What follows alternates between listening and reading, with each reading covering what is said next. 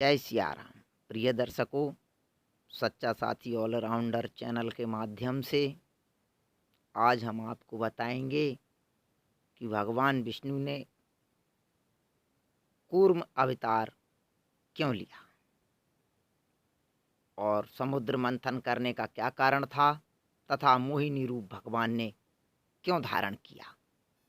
कृपया वीडियो को शुरू से आखिरी तक देखें और अगर इस वीडियो में जानकारी अच्छी लगे तो इस वीडियो को लाइक, शेयर एवं आपके अपने चैनल को सब्सक्राइब जरूर करें।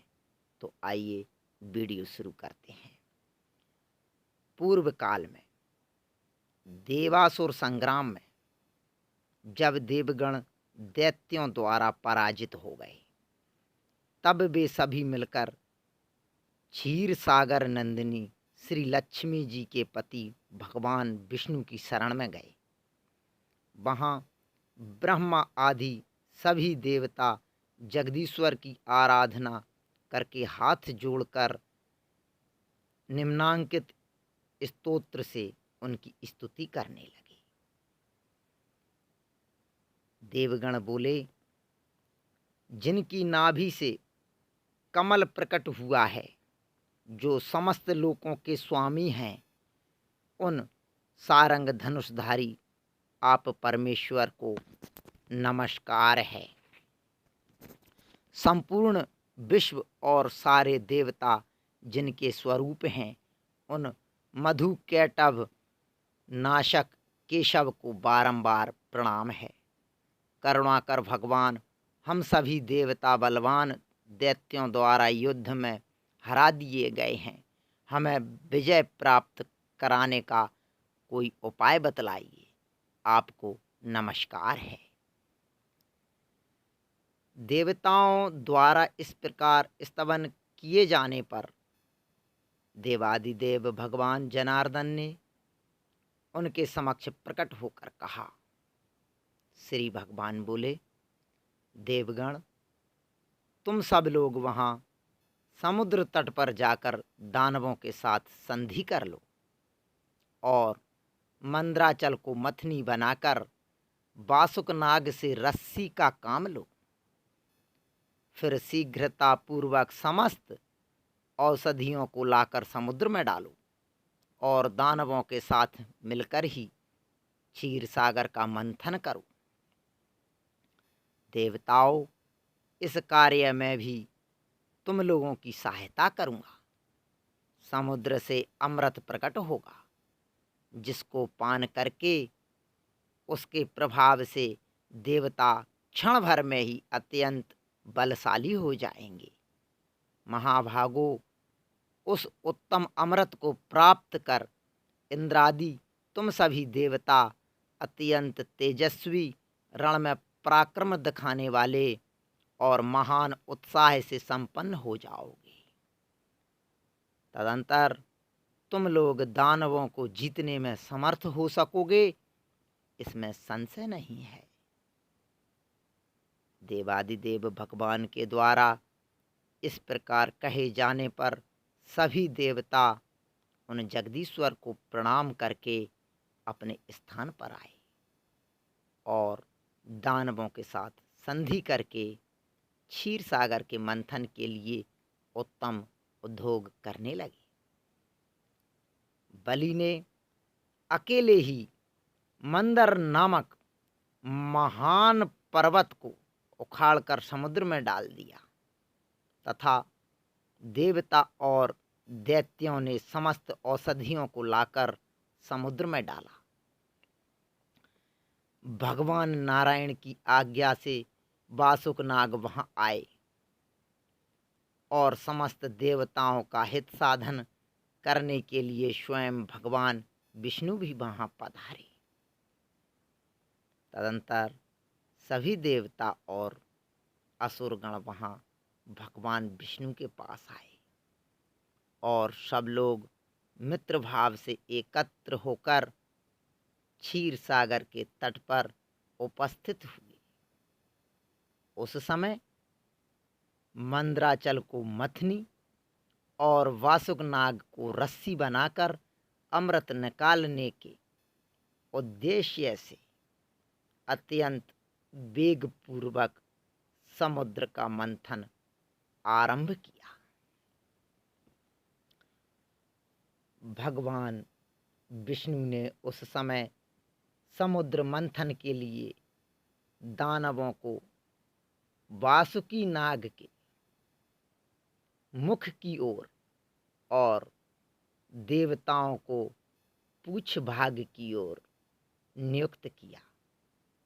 इस प्रकार मंथन प्रारंभ होने पर नीचे कोई आधार न होने के कारण मंदराचल पर्वत जल के भीतर प्रविष्ट होकर डूबने लगा।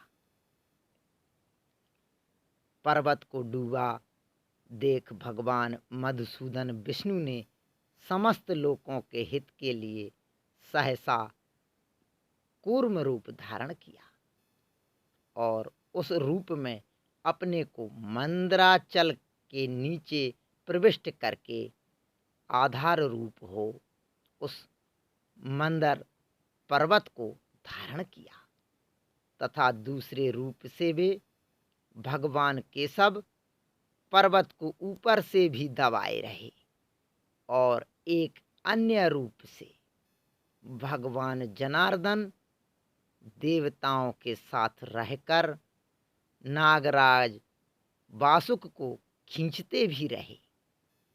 तब वे बलवान देवता तथा असुर पूर्ण शक्ति लगाकर बड़े वेग से क्षीर सागर का मंथन करने लगे। इसके बाद उस मथे जाते हुए क्षीर सागर से अत्यंत दुस्सह कालकूट नामक विष प्रकट हुआ। उस विष को सभी सर्पों ने ग्रहण कर लिया। उनसे बचे हुए विष को भगवान विष्णु की आज्ञा से शंकर जी ने पी लिया। इससे कंठ में नीला दाग पड़ जाने के कारण उनकी नीलकंठ की संज्ञा हुई। इसके बाद द्वितीय बार के मंथन से ऐरावत, गजराज और उच्चैश्रवा घोड़ा ये दोनों प्रकट हुए। तृतीय आवृत्ति से परम सुंदरी अप्सरा उर्वशी का आविर्भाव हुआ और चौथी बार महान वृक्ष पारिजात प्रकट हुआ। पांचवी आवृत्ति में क्षीर सागर से चंद्रमा प्रकट हुए। चंद्रमा को भगवान शिव अपने मस्तक पर धारण करते हैं, ठीक उसी तरह जैसे नारी ललाट में स्वास्तिक बेंदिया आभूषण धारण करती है। इसी प्रकार क्षीर सागर से नाना प्रकार के दिव्य रत्न आभूषण और हजारों गंधर्व प्रकट हुए। इन अत्यंत विस्मयजनक वस्तुओं को उस प्रकार उत्पन्न देख सभी देवता और असुर बहुत प्रसन्न हुए। तदंतर भगवान विष्णु की आज्ञा से मेघगण देवताओं के दल में स्थित होकर मंद मंद वर्षा करने लगे और देववृंद को सुख देने वाली वायु बहने लगी। इस कारण देवता थके नहीं, किंतु वासुक के विष मिश्रित श्वास की वायु से कितने ही दैत्य मर गए और जो बचे वे भी तेज एवं पराक्रम से हीन हो गए। तत्पश्चात उस समुद्र से हाथ में कमल धारण किए हुए श्री लक्ष्मी जी प्रकट हुईं। वे अपने तेज से संपूर्ण दिशाओं को प्रकाशमान कर रही थीं।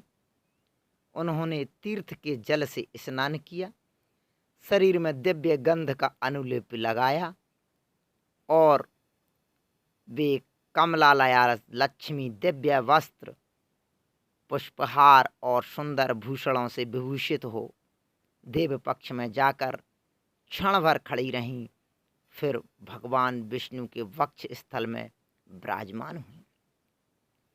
इसके बाद क्षीर सागर से अमृतपूर्ण घट का दोहन करके हाथ में लिए भगवान धन्वंतरी प्रकट हुए। उनके प्राकट्य से देवता बहुत प्रसन्न हुए, किंतु लक्ष्मी द्वारा त्याग दिए जाने के कारण असुरगण बहुत दुखी हुए और उस भरे हुए अमृत घट को लेकर इच्छानुसार चल दिए। तब भगवान विष्णु ने देवताओं का हित करने के लिए अपने को संपूर्ण शुभ लक्षणों से युक्त स्त्री रूप में प्रकट किया। इसके बाद भगवान उस नारी रूप से ही असुरों की ओर गए।